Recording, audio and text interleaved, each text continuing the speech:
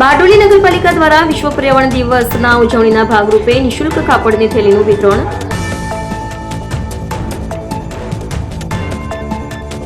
વિશ્વ પર્યાવરણ દિવસની સમગ્ર રાજ્યમાં પાખવાડિક ઉજવણીના ભાગરૂપે વિવિધ જનજાગૃતિના કાર્યક્રમોનું આયોજન કરવામાં આવી રહ્યું છે.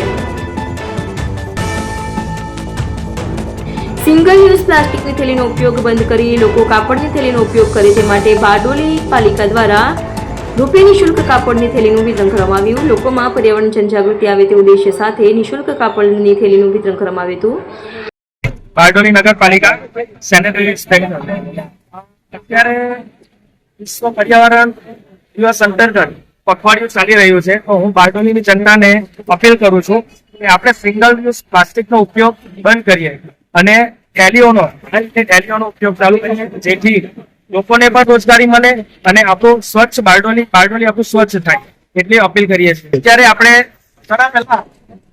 આપણે થેલીનું જાહેર વિતરણ કરીએ છીએ.